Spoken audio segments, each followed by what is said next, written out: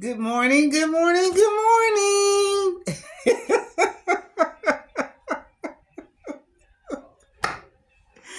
Guess who's back, people? Guess who is back, honey?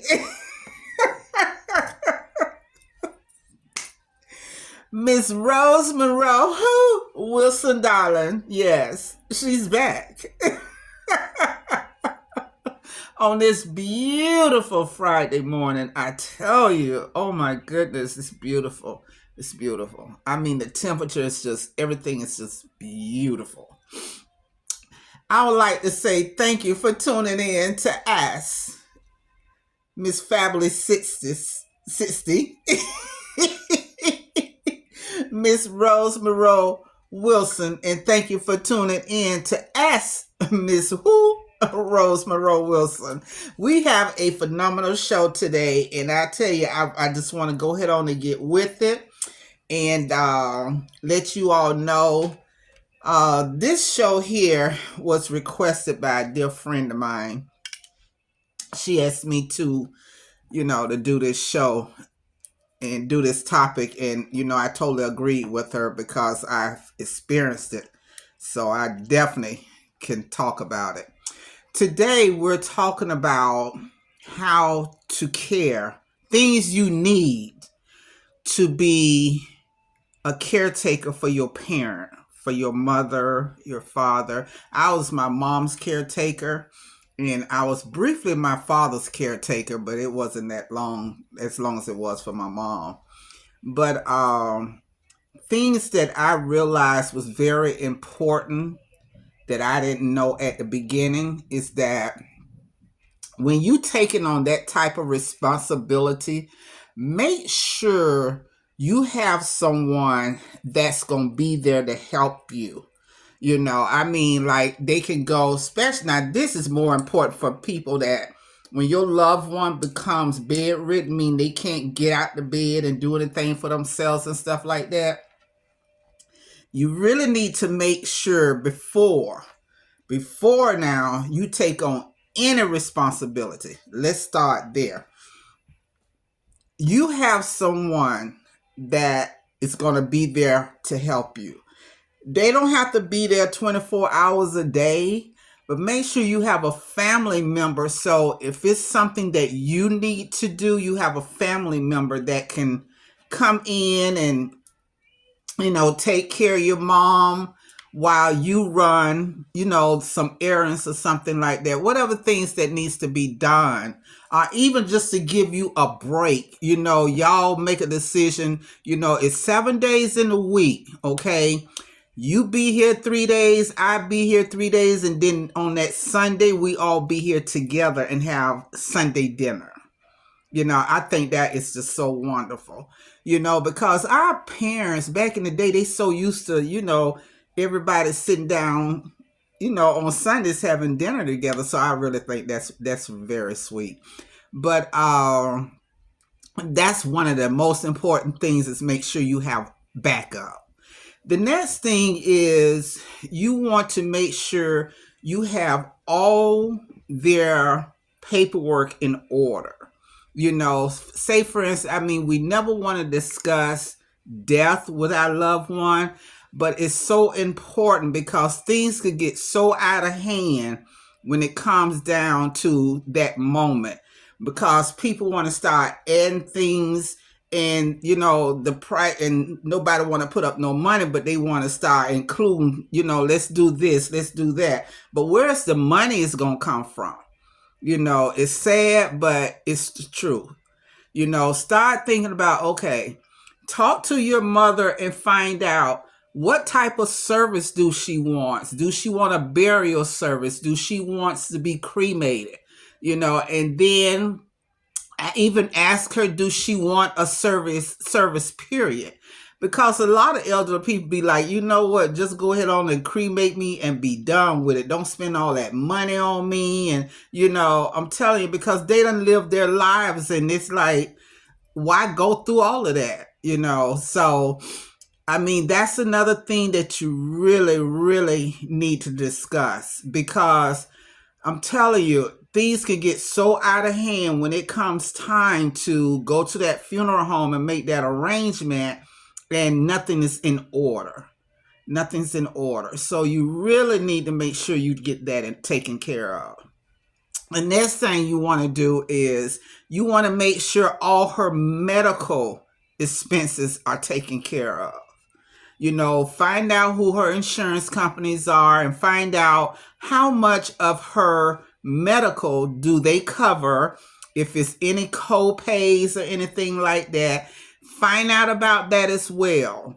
Because I'm telling you, everything I'm telling you all is a mandatory thing. It's mandatory. I've been there.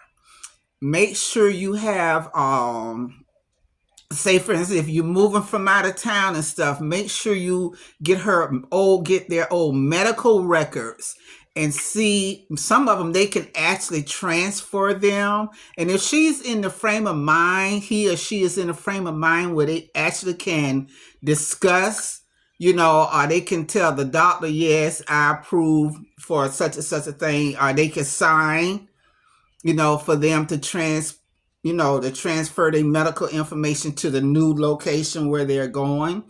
They that's a need, because you want the new doctors to know, what the old doctors was doing for her or him, and you definitely want them to know her history. That is so important. They need to know the history. They need to know what type of medications they're taking, what type of, if they were getting physical therapy, what stage they were getting, what different type of exercises they was doing with them. All this stuff is, they need to know. Next thing they need to know is you need to make sure that where she used to live, all that he or she used to live, that is in order. If they had their own place where they actually owned the property, make sure it was like a beneficiary will or something that was done. Check for wills. Ask them, was it a will made to whoever that property goes to? If it's a rental property, then that's no issue. The biggest thing is with rental property is getting their belongings out of the place.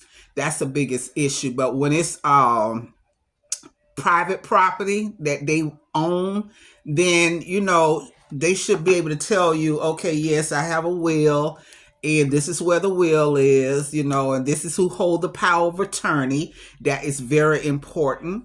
You want to make sure that power of attorney transfers into the state where you're going, where you taking your loved one. Make sure that power of attorney stands, and you are the one that's over that power of attorney. That's another thing, because even though you have her or him, whoever the original power of attorney was, they can come in and they can make, stop, pump your brakes on everything. So make sure you are the one now is on over that power of attorney. So that's another thing you want to get taken care of. You want to do things like you want to also make sure that everybody have a family meeting with the siblings. It's only about the siblings. You don't need the grandkids. You don't need, the distant family members. You don't need, only the siblings need to be included in this meeting. And let them hear, your mother or your father tell everybody what they want, who they point out to be, over the power of attorney, who they point out to be, the trustee of their bank. That's another thing. You want to make sure that the bank is aware that they have moved, okay, and take them paperwork as well, showing that you are the power of attorney over, her or his bank account and stuff. So it's a lot of things that you really, really need to do. And I'm telling you, it gets hard. It really gets hard. I'm not going to lie. It really gets hard because you got to make sure the person that really says that they gonna be there to help you, you got to make sure that person is sincere, because you don't want to get so deep into that situation and then next thing you know, that person can't be found. And then it gets to the point where it's like, wait a minute, now I can't do all this by myself. Okay, now you got to call in someone to help you. So make sure that you have on the insurance.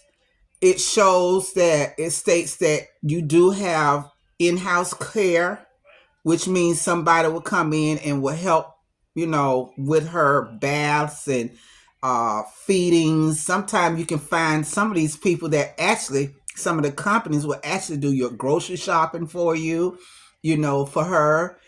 Um, if they need hospice, if they goes up under hospice care, hospice would actually come in and they would, you know, give them their medications. They make sure their meds are ordered properly. They'll make sure that they have someone come in 3 times a day, if that's what you want, to do the baths and stuff.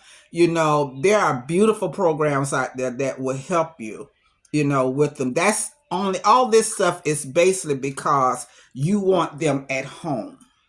At home. Now, when you talk about going into a facility, it's something different. It's totally different when you go into a facility, because if you put them in a facility, all her rights goes to that facility.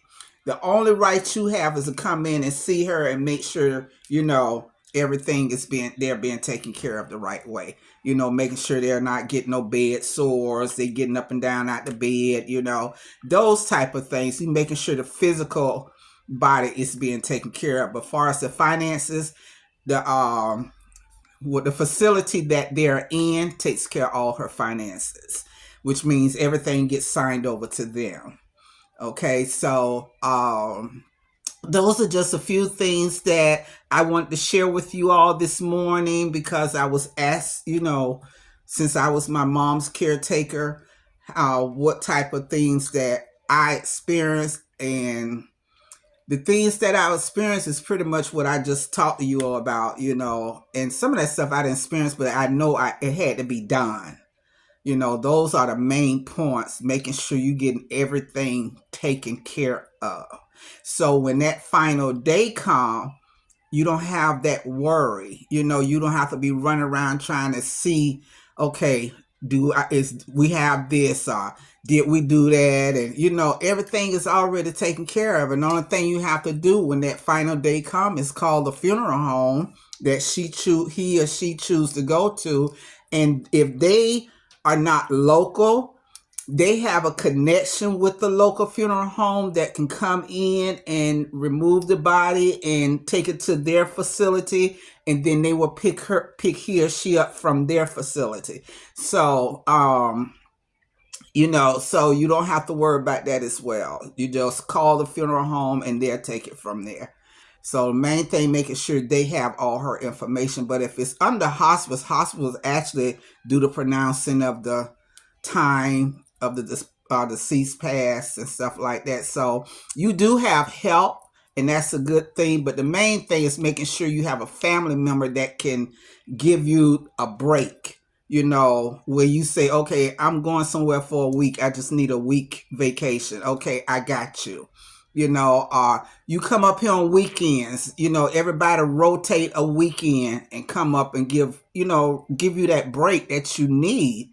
Okay, so those are the things that you really need to take care of. And I want to actually address a situation that encountered called a storm.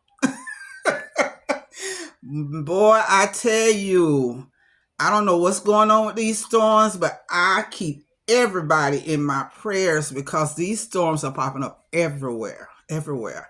So make sure you have everything in order for us that as well. If you have a loved one in your household, add them to the 911 emergency list. Call the fire department, let them know that, hey, my mother or my father lives here in my home, and Let them know the stage. Can they walk? No. The stretcher only. Okay. Then they'll know, okay, we need to make sure we go and get this house before anything else, because they have someone in there that cannot do for themselves.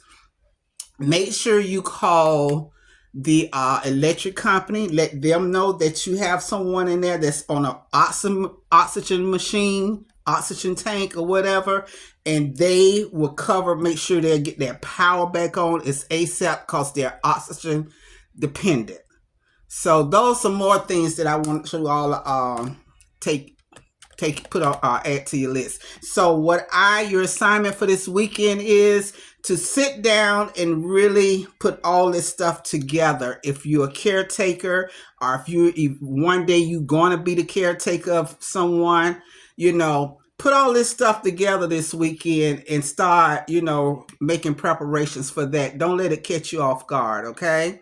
Even for yourself, if you have health issues and stuff and you don't have a spouse, go ahead and get that stuff in order. Okay, so I want you all to have a fantastic weekend. Know that our Father that sits high and looks low, He is with you all the way, and no weapons formed against us shall prosper. Keep all of those good things, those good nuggets in mind. Okay, I love you all, and thank you for tuning in to what? Ask Miss Rose, honey. You see that beautiful book? Ask Miss Rose. You all can even add these books to y'all list. So when mommy or daddy sitting there, let them read the books. They'll love these books. All right? So thank you. Thank you for getting the books so that everybody could be happy. All right? Okay, so once again, thank you for tuning in to Who? Try this girl, it's a mess. Miss Rose Monroe Wilson, darling. Enjoy your weekend. Blessings goes up and they definitely comes down. Enjoy. Mwah. Don't forget www.dreambigwin12300.com is where you find it. All right? Love y'all. Take care.